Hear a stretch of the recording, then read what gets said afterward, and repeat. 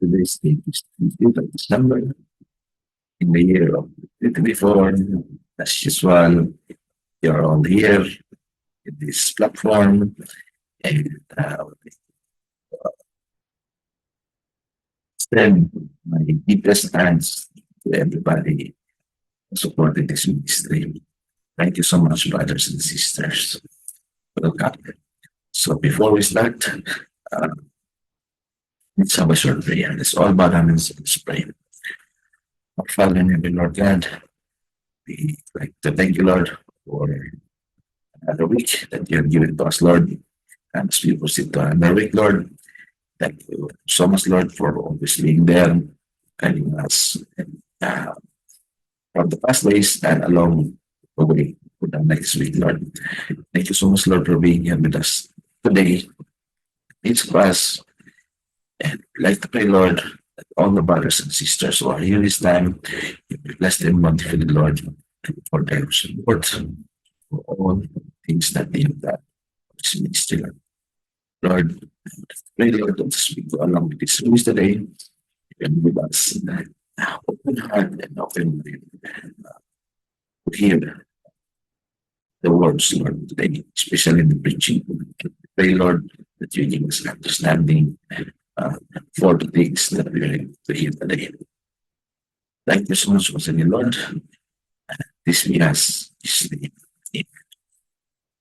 Already, but then now we will proceed uh, to giving of our praising through songs and we will sing for the Lord. Thank you so much, brothers and sisters.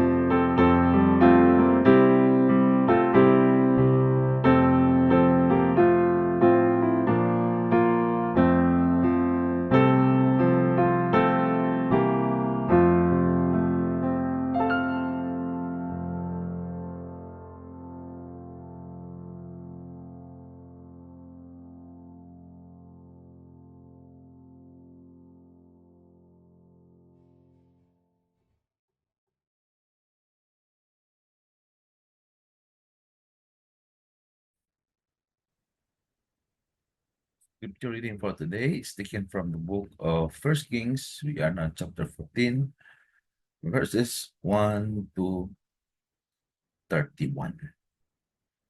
Prophecy against Jeroboam. First Kings chapter 14, verse 1. At that time, Abijah, the son of Jeroboam, fell sick, and Jeroboam said to his wife, Arise, I pray thee, and disguise thyself, that thou be not known to be the wife of Jeroboam, and get thee to Shiloh. Behold, there is Ahijah the prophet, which told me that I should be king over these people.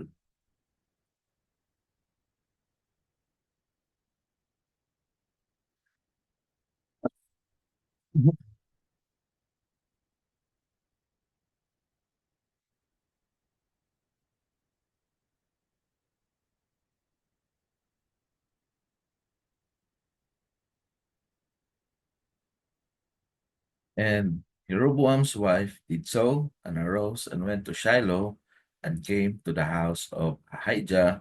But Ahijah couldn't see, for his eyes were set by reason of his age. And the Lord said unto Ahijah, Behold, the wife of Jeroboam cometh to us a thing of thee for her son, for he is sick. Thus and thus shalt thou say unto her, for it shall be, when she cometh in, that she shall feign herself to be another woman.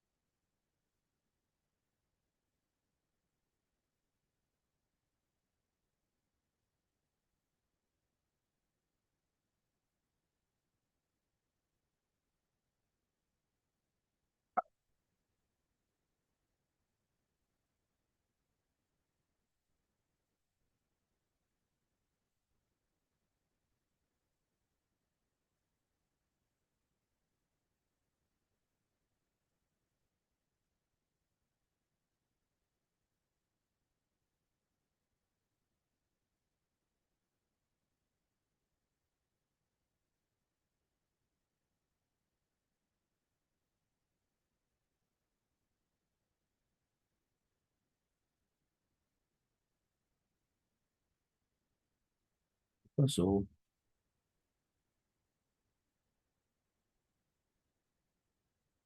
and it was so, when Ahijah heard the sound of her feet, she came in at the door. He said, Come in, thou wife of Jeroboam. Why fearest thou thyself to be another? For I am sent to thee with heavy tidings. Go, tell Jeroboam, thus saith the Lord of God of Israel, for as much as I exalted thee from among the people, made thee prince over my people Israel, and rent the kingdom away from the house of David, and give it thee. And yet thou hast not been as my servant David, who kept my commandments and followed me with all his heart to do that only which was right in mine eyes. But hast done evil above all that were before thee.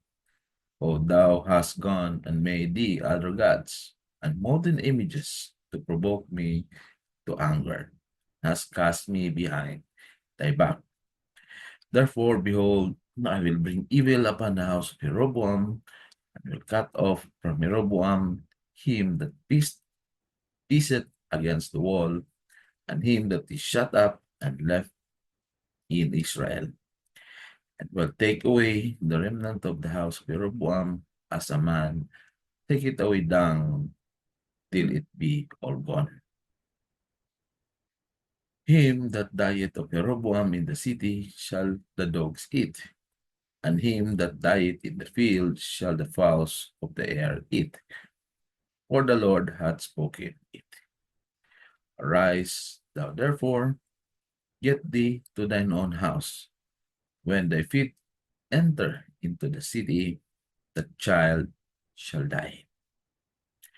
And all Israel shall mourn for him, and bury him, and he only of Jeroboam shall come to the grave, because in him there is found some good thing toward the Lord God of Israel in the house of Jeroboam. Moreover, the Lord shall rise him up king over Israel, who shall cut off the house of Jeroboam that day. But what? Even now. For the Lord shall smite Israel as a reed is shaken in the water, and he shall root up Israel out of this good land which he gave to their fathers, and shall scatter them beyond the river, because they have made their groves provoking the Lord to anger. And he shall give Israel up because of the sins of Jeroboam, who did sin, and who made Israel to sin. And Jeroboam's wife arose, and departed, and came to Tirzah. When she came to the threshold of the door, the child died. And they buried him, and all Israel mourned for him, according to the word of the Lord, which he spake by the hand of his servant Ahijah the prophet. The death of Jeroboam. Verse 19. And the rest of the acts of Jeroboam, how he warred, and how he reigned, behold, they are written in the book of Chronicles of the Kings Israel. And the days which Jeroboam reigned were 22 years. And he slept with his fathers, and Nadab his son reigned in his stead. Rehoboam reigns in Judah. And Rehoboam the son of Solomon reigned in Judah. Rehoboam was 41 years old when he began to reign, and he reigned 17 years in Jerusalem, the city which the Lord did choose out of all the tribes of Israel, to put his name there. And his mother's name was Naamah, an Ammonitess. And Judah did evil in the sight of the Lord, and they provoked him to jealousy with their sins which they had committed above all that their fathers had done. For they also built them high places, images, groves on every high hill and under every green tree. And there were also Sodomites in the land, and they did according to all the abominations of the Lord, which the Lord cast out before the children of Israel. And it came to pass in the 5th year of King Rehoboam that Shishak, king of Egypt, came up against Jerusalem. And he took away the treasures of the house of the Lord and the treasures of the king's house. He even took away all, and he took away all the shields of gold which Solomon had made. And King Rehoboam made in their stead brazen shields, and committed them unto the hands of the chief of the guard, which kept the door of the king's house.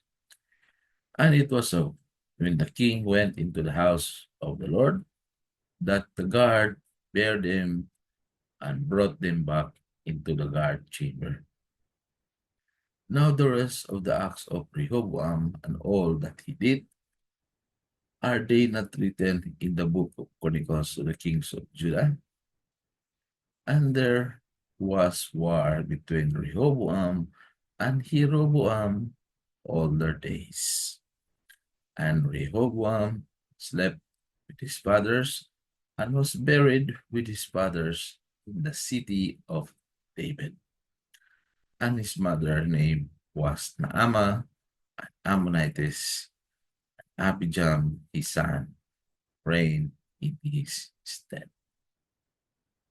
This is the word of the Lord. Thanks be to God.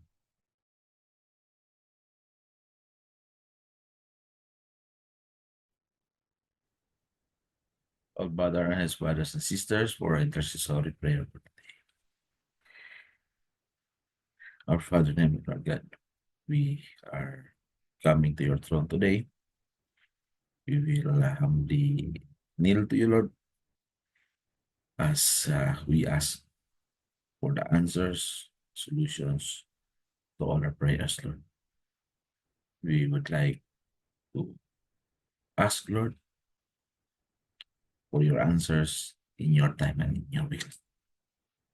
You can see it in our hearts, you can see it in our minds, you can see it in the whole of us, Lord.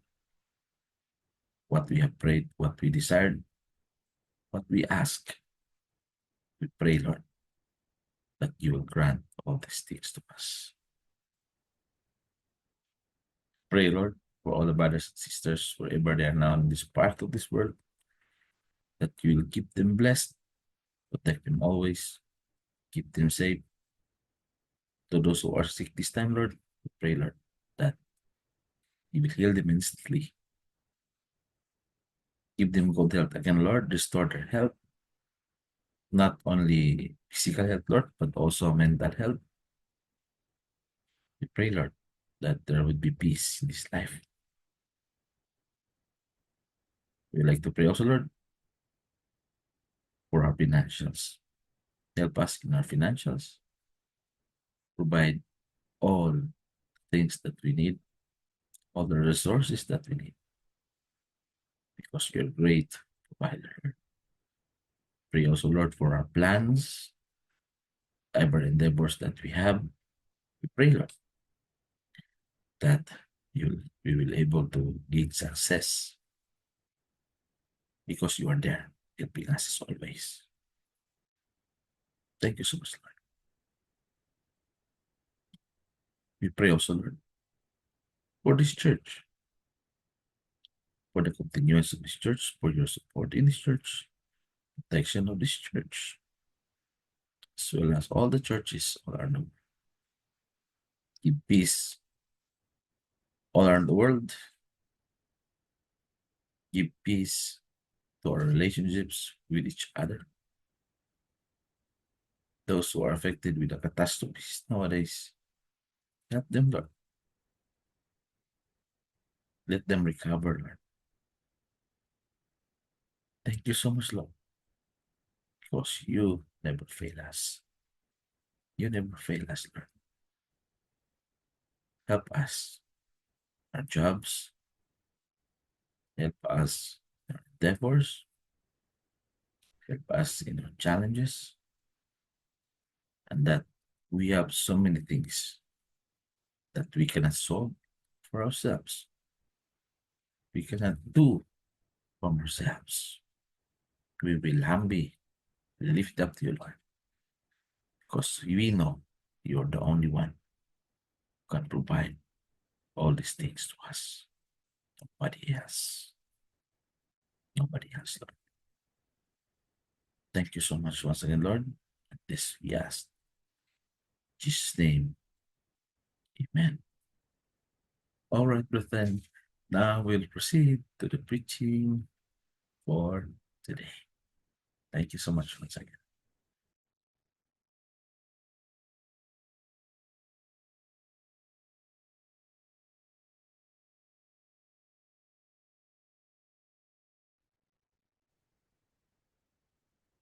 Good day once again, brethren.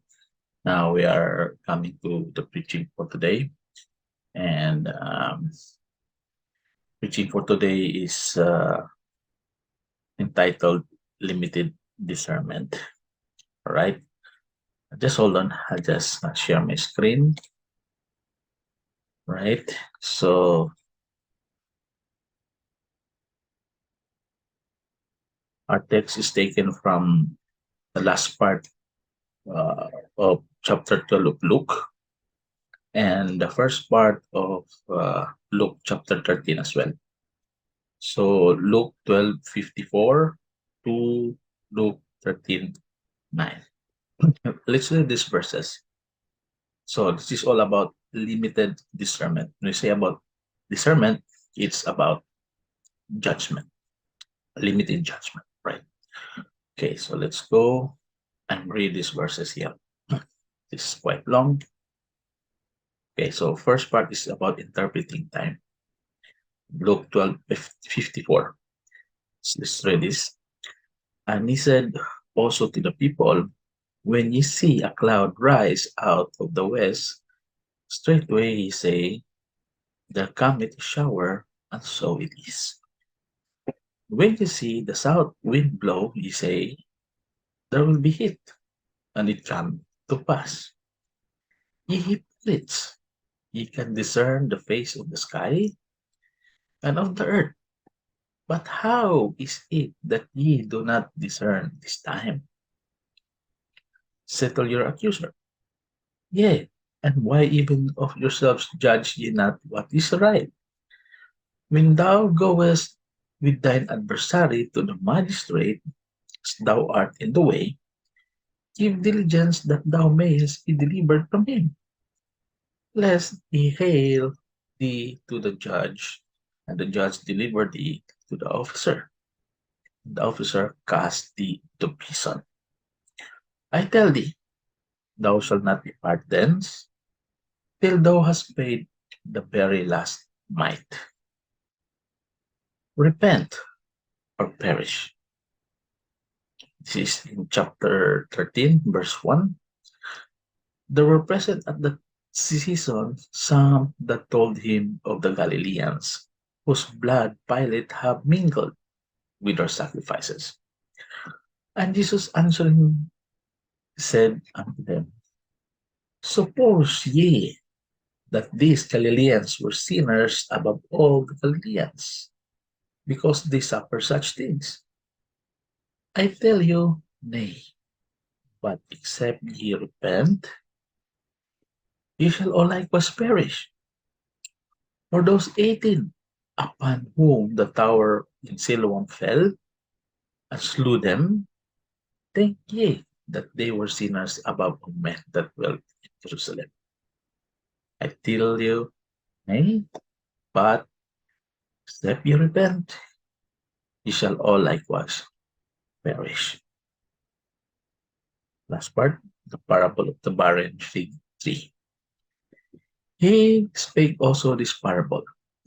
A certain man had a fig tree planted in his vineyard, and he came and sought fruit thereon, and found none.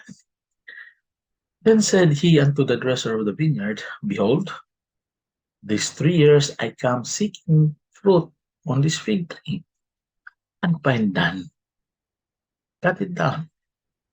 Why convert it to ground? And he answering and said unto him, Lord, let it alone this year also, till I shall dig about it and dung it.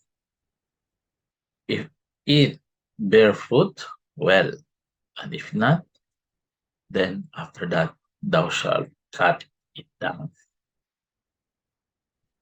Right? Let's bow our head and let's pray. Father in heaven, Lord God, bless me, Lord. Give me knowledge and wisdom to deliver thy message to all the people who can hear this preaching, Lord. Bless me mightily, Lord, and open our hearts and our mind, including all the people who can listen this preaching, Lord, for us to understand fully the meaning of this preaching. This we ask in Jesus' name. Amen. All right, so we have read last part of chapters 12 and first part of chapter 30. So it's all about Jesus Christ is telling here. Now remember, this passage is part of an extended encounter Jesus had with a multitude of people. So there are so many multitude of people there, and that included his followers, those who follow him, and not only those people, including his disciples are also there. Okay, so encounter. So Jesus was there with followers, and the disciples were there also as well. So his earlier comments were addressed to his followers. So you can see here, interpreting time. Okay, so this is his followers. These comments were addressed to his followers, but these were spoken to the entire multitude of people who were present. Only that he is addressing to his followers, but this is addressed supposedly for all that is in there that time, the multitude. Okay, so to understand what Jesus was trying to communicate, we need to remember, brothers and sisters, that he was speaking to people what are the kind of people he is talking here? So these are the people, his audience are the people who saw themselves as God's chosen people, especially the Jews. All right. So these are the people who saw themselves as God's chosen people. And these are the people, these are the audience that believe that they possessed, understood the truth. Okay. So they might be thinking and believe that they possessed, understood the truth. And they were confident that they were pleasing to God. Self-righteous, self-righteous. They're confident that they were pleasing God. Okay? So the issues Jesus raised made it clear that his listeners lack discernment. What is discernment? They lack ability to judge well. That's discernment, ability to judge well. And his listeners lack understanding. Understanding in some important areas. Now, which areas they did not understand? First part. Let's go to the first part. They did not comprehend what God was doing in the midst. When I say comprehend, they did not understand what God was doing in their minds, in their midst. I mean, so they do not understand God. God is in their midst, but they don't understand God. Jesus pointed out that if you read this one, which this verse is here, okay, he he said also to the people, when ye see a cloud rise out of the west, straightway ye say, there cometh a shower, and so it is. So when they see uh, cloud that rise out in the west, they know already that shower will come. And also here, when you see the south wind blow, you say there will be heat. Okay, so there's south wind will blow, then heat will come. So they're able to comprehend, they're able to understand the weather, right? They are able to understand the weather. So Jesus pointed out that they were able to forecast the weather by observing the clouds and the direction of the wind. Yeah, in these verses, they are able to comprehend or to understand by observing only the clouds and the direction of the wind. Yet they were unwilling or unable to analyze or discern who he was, who Jesus was, what he was about. And see that's why he's telling here, ye hypocrites, ye can discern the face of the sky and of the earth. But how is it that ye do not discern this time?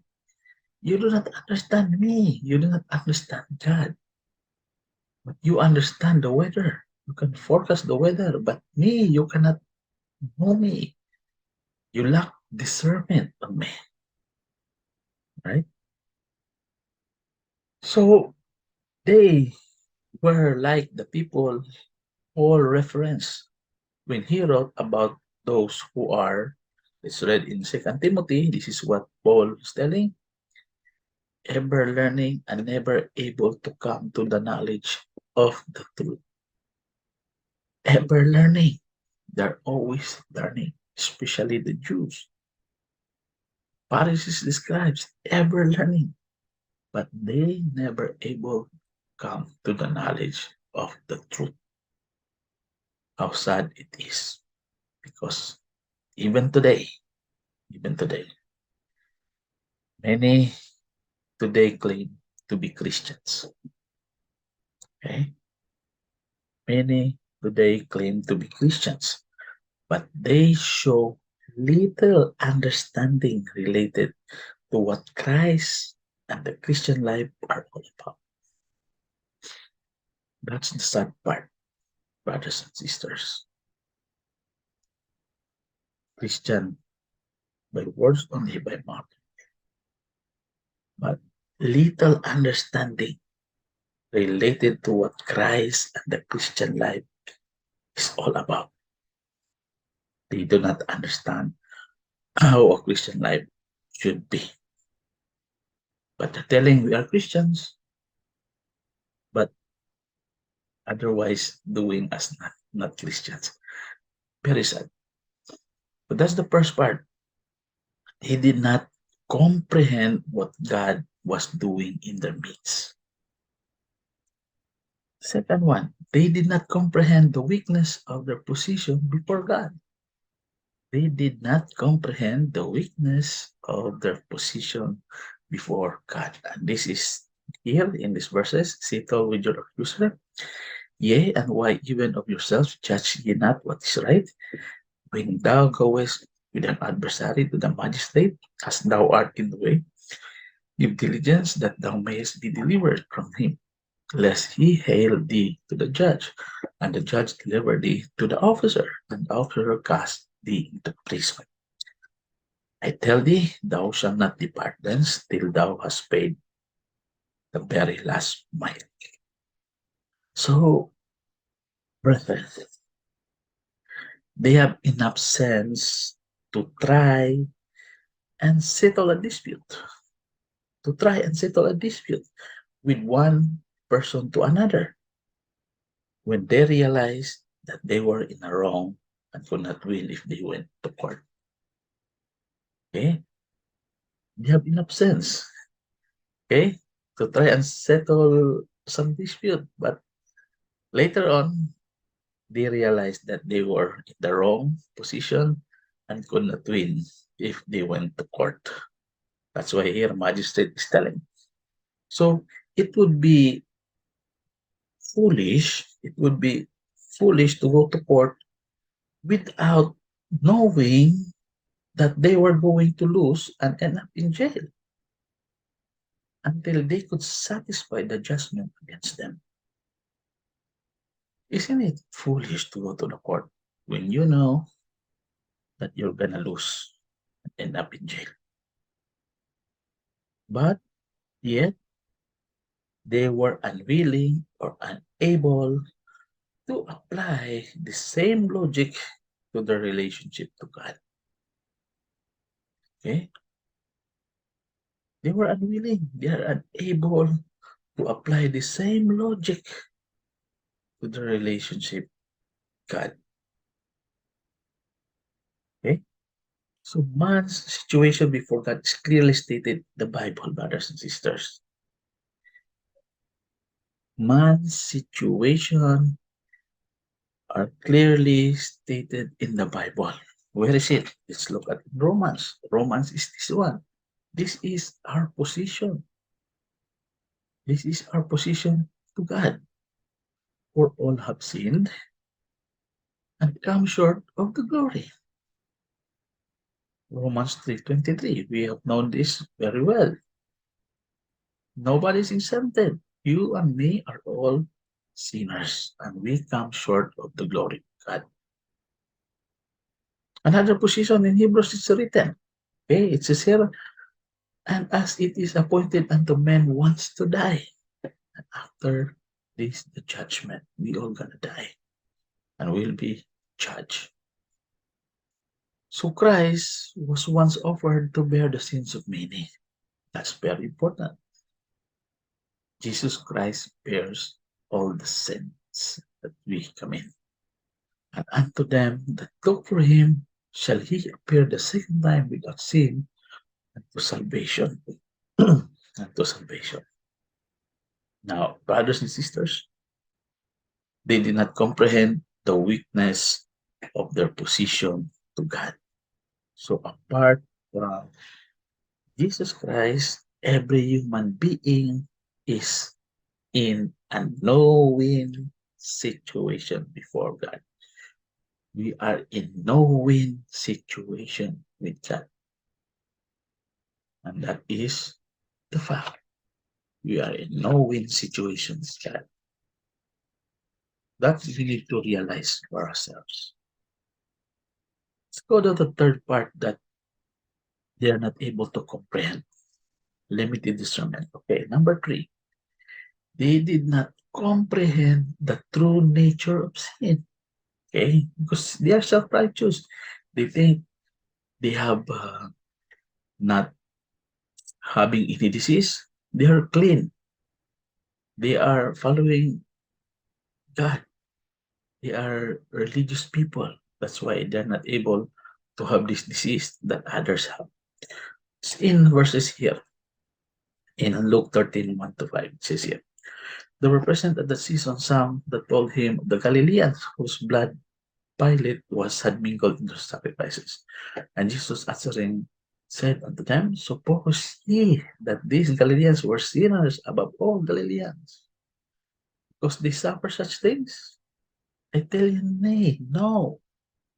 Except ye repent, ye shall likewise perish. Okay? Except ye repent, ye shall all likewise perish. So what does this mean, brothers and sisters?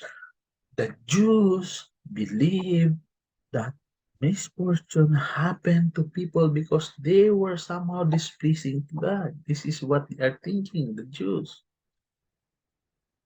You will suffer misfortune because you are displeasing to God. You are somehow displeasing to God. This is how the Jews understand sin. But here, Jesus pointed out that they could not assume that they were right with God just because they escaped the misfortune that happened to the other people. Okay? Jesus Christ telling here, no, it's not about other people suffer and you do not suffer. You are sinless. No, it's not like that. We are not justified in God's sight because we are morally superior to others. No, we are not justified like that, brothers and sisters. The righteousness of God requires cannot be acquired apart from repentance towards Him. He said here, except ye repent, ye shall all likewise perish. God requires us to repent towards Him and faith in the Lord Jesus Christ. This is the only way. Repent towards Him and believe Jesus Christ. Now, to enter heaven, we must be clothed in with righteousness of Christ. A righteousness that is imputed, that is attributed, that is represented to those who have recognized the impossibility of their position, brothers and sisters. So notice that here he stated twice. First part is telling here, except ye repent, ye shall all likewise perish. And again, he tell again, except ye repent, ye shall all likewise perish. 2 times he told here. That's why they did not comprehend the true meaning or the nature of sin. It is not like you are so religious. Not you don't have disease, you don't have sin, or you are higher than those other people who have disease and have suffering from their problems. It's not like that. We are all equal, brothers and sisters. All have sinned and fall short in the glory of God. That's the truth, right? But that it is. This is it. They do not comprehend the true nature of sin. No. And the last one, that they have limited discernment. Last one, they did not comprehend that with privilege comes responsibility. What is that? Privilege. We have given privilege by the Lord, right? So this privilege, there is responsibility of this. That's why he told the story, or the parable of the fig tree. Okay, so if you see here, fig tree is about a certain man who had fig tree planted in vineyard, and he came and sought fruit thereon and found none. And for 3 years, this fig tree did not bear fruit. That's why the owner told his dresser of the vineyard to cut it down. Cut it down because it's useless. It's not bearing fruit. So what sense of staying here? It should be cut down because you do not bear fruit. But here, seed in 8 is answering and said, the Lord, let it alone this year also, till I shall dig about it and dung it. Okay, put fertilizer. So the dresser of the vineyard asked the Lord to give one more year. This is a chance, brothers and sisters. Chance is there. Now, the Jewish people, were often referred to in the scripture as their vine. They are the vineyard, or also they are also the fig tree. Okay, they're fig tree. So it means some fig tree do not bear fruit, some also bear fruit, right? So here, Jesus relates a parable about a man who planted a fig tree from which he expected to harvest figs, of course. And it had every advantage. Why? It was planted in the right soil. That's advantage. Okay? The fig tree was planted in the right soil. That is the first advantage. What are the other advantage?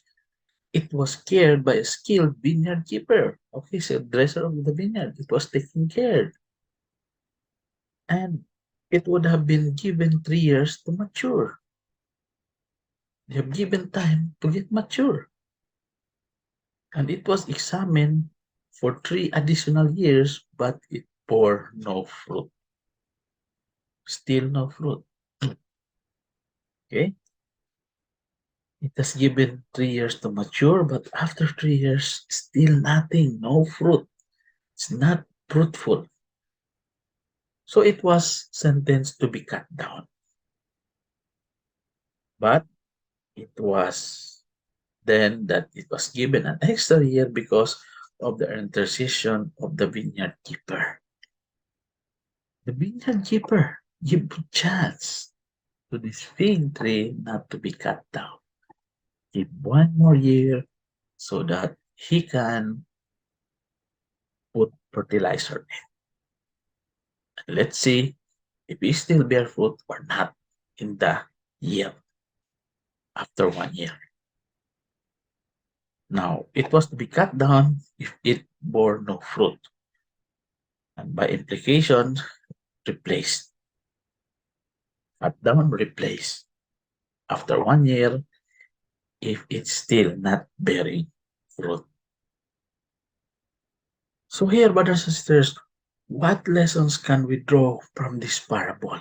What lessons can we get from this parable? First one, those who are recipient of God's grace are expected to bear fruit. Okay? Again, those recipients of God's grace are expected to bear fruit. We should bear fruit. We should bear fruit. You, me, Christians, we should bear fruit. Right? That understood. And see, uselessness invites disaster, brothers and sisters. Take note of that. That uselessness invites disaster. John 15:1-6. Okay. Let's read this one. I am the true vine, and my Father is the husbandman. Every branch in me that beareth not fruit, he taketh away. And every branch that beareth fruit, he purgeth it, that it may bring forth more fruit. Yeah. Now ye are clean through the word which I have spoken unto you. Abide in me, and I in you. As the branch cannot bear fruit of itself except it abide in the vine, no more can ye except ye abide in me. I am the vine, ye are the branches. He that abideth in me, and I in him, the same bringeth forth much fruit. For without me ye can do nothing. Take note of that. Without me, without God, we can do nothing. So if a man abide in me, he is cast forth as a branch, and is withered. Men gather them, cast them into the fire, and they are burned. They are burned. So, brothers and sisters, uselessness invites disaster. You will get burned, right? And nothing that only takes can survive. God is long suffering. So this one, 2 Peter, but beloved, be not ignorant of this one thing, that one day is with the Lord as 1,000 years, and 1,000 years is as one day only. So that's the analogy, that your time and God's time are different. Could be Lord's is 1,000, uh, our time is 1,000, but for the Lord it's only one day. Now take note of this in 9. The Lord is not slack concerning his promise. So once he promised, it is a promise to be done. He is not slack concerning his promise. And some men count slackness. Slackness. But is long suffering to usward, not willing that any should perish, but that all should come to repentance. So God is long suffering. Yes.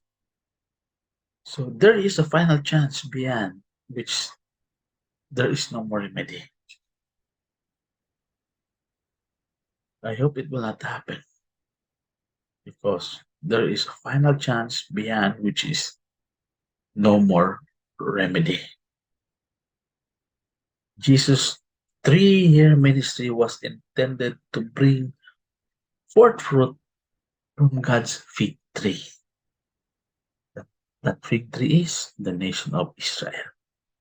So he wants to bring more fruit to the nation of Israel. So God graciously granted the nation an extension during the ministry of the apostles. But until then, in 70 AD, the axe fell when the Romans destroyed Jerusalem and the temple. Because it's already corrupted, so corrupt, so sinful. That's plan of God. That people cannot bear anymore, they cannot do anymore, then they were destroyed by the Romans and the temple as well.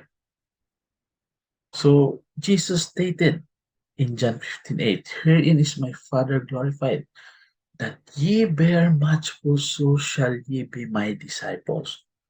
So that is what I'm telling brothers and sisters, that they did not comprehend that with privilege, the privilege that we got, comes responsibility. And our responsibility is to bring forth much fruit. Simple as that. Bring forth much fruit. So these are the things that us people do not comprehend. Okay? Let's go to the conclusion. Now, those who are truly rooted and grounded Christian will be fruitful. We should be fruitful, brothers and sisters. I will leave you with two verses here. Okay, two verses. Two verses here. This one. Three verses, I mean. But two books. In Galatians 5:22, but the fruit of the Spirit is love, joy, peace, long-suffering, gentleness, goodness, faith, meekness, temperance. Against such there is no law. Okay? Be fruitful. Be fruitful, brothers and sisters. John 15:16, ye have not chosen me, but I have chosen you and ordained you that ye should go and bring forth fruit. Very clear. You should bring forth fruit, and that your fruit should remain. That whatsoever you shall ask of the Father in my name, he may give it to you. There you go.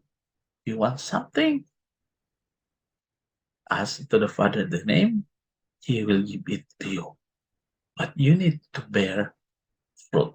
Bear fruit, ask God, and it will be given to you. Simple as that, brothers and sisters. But sadly, there are many professing Christians nowadays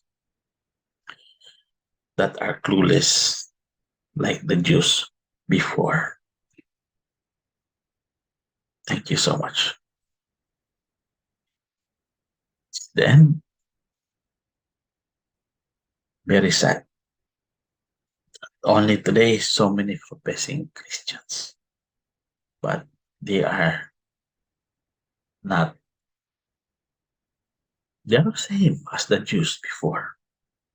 Same as the Jews, self-righteous, self-righteous, not able to comprehend the very good understanding what's happening all around the world, but they do not have the time to study, to understand God is all about, who Jesus Christ is. That's the sad part. Today's non-professing Christians, only by word, but not by faith. Very sad. Let's bow our head. Father in heaven, Lord God, thank you so much, Lord, for today that you have given us this preaching, Lord, that is very important, Lord, that as we need to comprehend everything about you, Lord, even though it's very complicated, Lord, but we are praying, Lord, that you open our hearts and mind, give us understanding, give us knowledge about you, Lord, for us to comprehend everything, including the things that you want us to do. Thank you so much, Lord, for being considerate. Thank you so much, Lord, for being here with us always. Thank you so much. Yes, we ask in His name. Amen. There you go. God bless you, brothers and sisters. Have a happy Sunday today. Have a great day, and I hope you get something out of this preaching for today. Bear much fruit, brothers and sisters. Thank you so much. God bless you.